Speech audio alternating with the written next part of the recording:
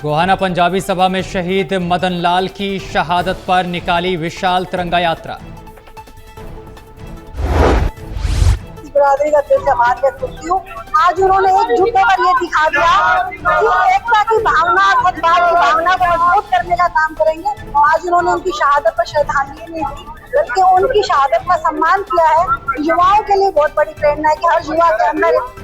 पंजाबी सभा के अध्यक्ष राजू वीर मानी ने कहा है कि शहीद मदन लाल को जितना याद किया जाए कम है। हरियाणा की जनता को नमन करता हूँ, उनके चरणों में वंदन करता हूँ कि जिन्होंने अपार जनसमूह में आकर इस तिरंगा यात्रा को सफल बनाया।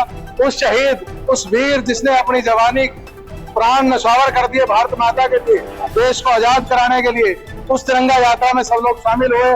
सबको नमन करता हूँ, क्योंकि हमें होना भी चाहिए उस वीर ने जिसने अपने प्राणों को न्यौछावर करके हमें। गुरुग्राम में यूट्यूबर एल्विश यादव के घर पर गोलियों की गूंज सुनाई थी। हमलावरों ने ताबड़तोड़ फायरिंग कर पूरे इलाके में सनसनी फैला दी। जो बढ़िया कर रहा है, जो भी है, सारी टीमें आ चुकी है और बहुत काम से सोए हुए थे। सारा अच्छा काम कर रही है। हमें लगता है कि पूरा ही 25-30 होगी, टीम दिख रहे हैं। करनाल पहुंचे कांग्रेस सांसद दीपेंद्र सिंह हुड्डा। एल्विश यादव के घर हुई फायरिंग को लेकर कहा कि हरियाणा के अंदर कानून व्यवस्था बिल्कुल चौपट हो चुकी है। बिल्कुल चौपट हो गई और ये कोई हम ही नहीं कह रहे। नायब सिंह जी ने अभी 2 दिन पहले एक स्टेटमेंट दी कि हरियाणा में कानून व्यवस्था में बहुत सुधार हुआ है। वो खुद सोशल मीडिया पे जाएं। आप लोगों ने जब ये मीडिया के लोगों ने वो स्टेटमेंट डाली तो उसके नीचे जो कमेंट आ रहे थे वो बीजेपी वाले ये कमेंट कर रहे थे सारे।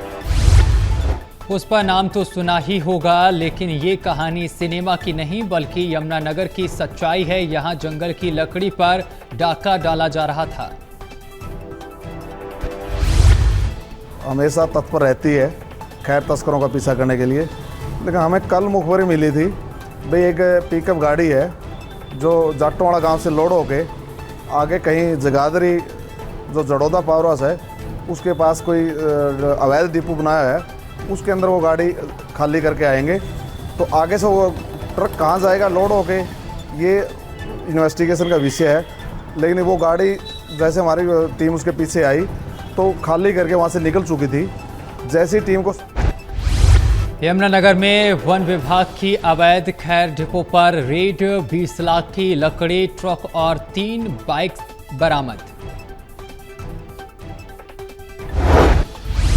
गाड़ी जोड़दा गेट के पास पावर हाउस के पास खड़ी है, जिस पर मौका पर पहुंचे और मौका पर हमने देखा कि एक गाड़ी में खैर की लकड़ी लोड है, जिसको हमने मौका पर कब्जा पुलिस में लिया और मौका पर खड़ी मोटरसाइकिल को कब्जा पुलिस में लिया। उसके बाद आज हमें हरियाणा हिमाचल को जोड़ने वाला धनौरा पुल खतरे में। पुल के ऊपर से बह रहा नदी का पानी।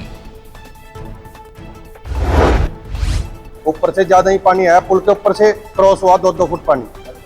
तो आगे जितना भी मतलब कि जाएगा ये आगे नुकसान ही करेगा। और यहाँ भी नुकसान किया, यहाँ से इधर से निकल के पानी गाँव में बढ़ा। गाँव की गलियों में अब भी पानी चल रहा है इस टाइम में। ये पहली बार हुआ जी, ऐसे आज तक हमने तो देखा नहीं है जी। बाकी क्या तो रहे जी। यमुना में आई उफान पर दिल्ली में बढ़ेगा यमुना का जल स्तर। हथनीकुंड बैराज के मानसून में पहली बार सभी 18 गेट खुले। 5 बजे के बाद रिवर यमुना में पानी बढ़ना शुरू हुआ था और अभी यदि मैं रिसेंटली बात करूं तो हमारा पानी 1,16,17,000 क्यूसिक के करीब हो गया है। और हम अपने सारे जो गाइडलाइंस हैं, चैनल्स की सप्लाई बंद करके पानी को सारे का सारा नीचे रिवर में डाइवर्ट कर दिया गया है। हाँ जी, क्योंकि कुछ पानी तो यमुनानगर के पानी वाला गांव में टूटा डैम, सैकड़ों एकड़ फसलें हुई बर्बाद।